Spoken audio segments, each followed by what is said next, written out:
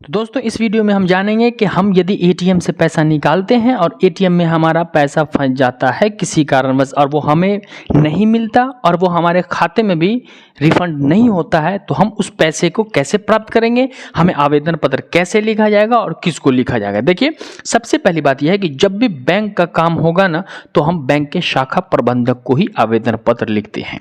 ठीक है, तो चलिए इस वीडियो में हम आपको बताते हैं कि मेरा 2000 रुपया फंस गया है, एटीएम से विड्रॉ कर रहा था मैं, और वो ना तो मुझे हाथ में आया और ना ही वो रिफंड मेरे बैंक में गया खाते में, तो मैं इसके लिए एक आवेदन पत्र देता हूं। तो चलिए देखते हैं। देखिए, सबसे पहले लिखेंगे सेवा में श्रीमान शाखा प्रबंधक महोदय। बैंक का जो भी काम होगा हम शाखा प्रबंधक को लिखेंगे। क्षेत्र यहाँ पर मैंने पंडौल मधुबनी लिखा, यानी आप जिस क्षेत्र से हो उस क्षेत्र का नाम दे दोगे, आपका ब्रांच जहाँ है जिस जिले में।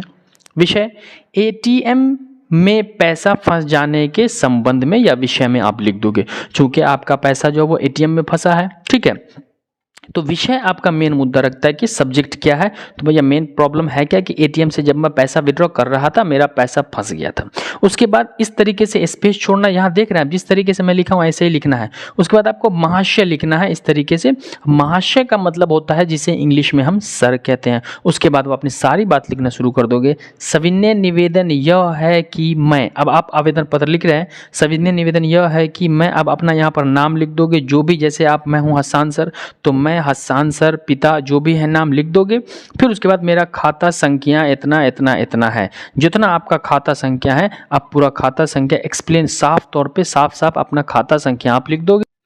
उसके बाद फिर लिखोगे कि जिस दिन आपने विड्रॉ पैसा किया था एटीएम से, तो किस दिन आपके साथ यह हादसा हुआ। तो लिखोगे कि दिनांक 22/8/2023 को, है ना, कब, 22/8/2023 को पंडौल बड़ौदा बैंक के एटीएम से, यानी आपने जिस भी बैंक से निकाला हो, आपका पंडौल ब्रांच नहीं है कोई दूसरा है तो वो दे देंगे आप नाम, बड़ौदा बैंक है, स्टेट बैंक है, उसके बाद जो भी बैंक है आपका, यूको बैंक है, सेंट्रल बैंक है, वो दे देंगे।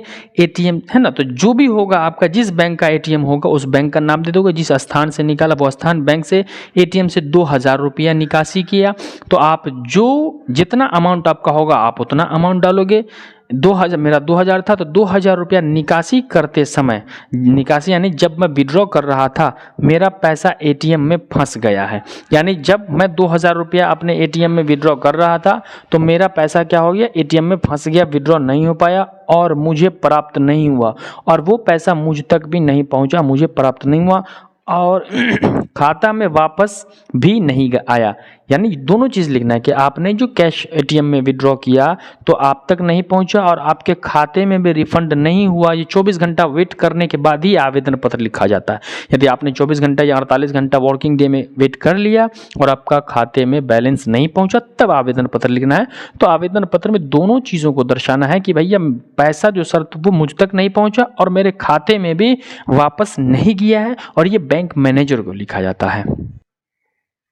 तो यहां पर आपने सारी चीज दर्शा दी। अब आपको क्या लिखना है, अतः श्रीमान से निवेदन है, या फिर लिख दोगे अतः श्रीमान से नम्रता पूर्वक निवेदन है कि इसे स्वीकार कर। चूंकि हम बैंक मैनेजर को लिख रहे हैं तो बैंक मैनेजर को हम क्या कहेंगे कि इसे स्वीकार कर लें, एक्सेप्ट कर, मुझे मेरा 2000 रुपया खाता में वापस देने का कृपा करे। यानी कि मैं जो आवेदन लिख रहा हूं ब्रांच मैनेजर को, बीएम को, तो वो क्या करे, मेरे खाते को स्वीकार कर ले, मेरे आवेदन को स्वीकार कर ले और मेरा जो 2000 रुपया फंस गया है किसी भी तरीके से खाते में वापस देने का कृपा करेंगे। ये मेन टॉपिक हो गया। तो आवेदन पत्र जो दोगे आप तो यही पढ़ा जाएगा। और ऊपर में जो मैंने बताया था कि विषय क्या था, यहाँ आप देख लो, विषय को भी आप देख लो, विषय क्या था आपका, विषय पढ़ा जाएगा, दोनों चीज पढ़ा जाएगा। अब देखिए, अब उसके बाद यहाँ पर आपको लिखना है आपका आज्ञाकारी, या कोई स्त्री है तो आपकी लिखेगा, कोई पुरुष है तो आपका विश्वसनीय। यहाँ पर आज्ञाकारी नहीं लिखेंगे, ठीक है, विश्वसनीय। अब आप अपना नाम डाल दोगे, आपका जो भी नाम है, जैसे मैं हसान सर हूँ तो मैं अपना नाम यहाँ पर लिख दिया। मेरा खाता संख्या कितना है, खाता नंबर जो भी है, dot dot dot dot dot खाता संख्या मैं अपना लिख दूंगा, क्लियर, जो भी खाता संख्या। उसके बाद पिता का नाम, अगर स्त्री है तो उसके पति का नाम होगा, अगर आप कोई पुरुष हैं तो आपके पिता का नाम होगा। यहाँ पर ग्राम जो है आपका वो ग्राम डाल दोगे, और आपका जो भी मोबाइल नंबर है, जो मोबाइल नंबर आपका ओरिजिनल है उस मोबाइल नंबर को आप यहाँ पर लिख दोगे, जो भी होगा। तो ये आपका आवेदन पत्र कंप्लीट इस तरीके से कर दोगे। और यहाँ पर साइड में आप तिथि लिख दोगे। ये तिथि कौन सी, जिस तिथि को आप आवेदन पत्र जमा कर रहे हो उस तिथि को लिख दोगे। और इस बीच में आप अपना बैंक वाला हस्ताक्षर, यानी आपका विश्वसनीय और जहां नाम जो लिखे इस दोनों के बीच में थोड़ा गैप होना चाहिए।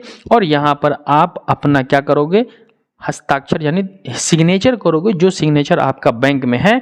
और एक और बात कि आप इसका जीरोक्स करा करके ओरिजिनल वाला बैंक मैनेजर को दे देंगे, और जो आपके पास छाया प्रति होगी उससे बैंक मैनेजर का जो है वो सिग्नेचर आप लेकर के रिसीविंग के तौर पर अपने पास रख लेंगे, ताकि हो सकता है आपका अकाउंट में आपका अमाउंट नहीं पहुंचे तो आप पे फिर क्लेम करने के लिए आपके पास कोई विटनेस, कोई प्रूफ होना चाहिए। तो ये आपको समझ में आ गया। किसी प्रकार का प्रॉब्लम होगा, कभी पैसा फंसता है एटीएम में, तो आप बैंक मैनेजर को आवेदन पत्र लिख सकते हो।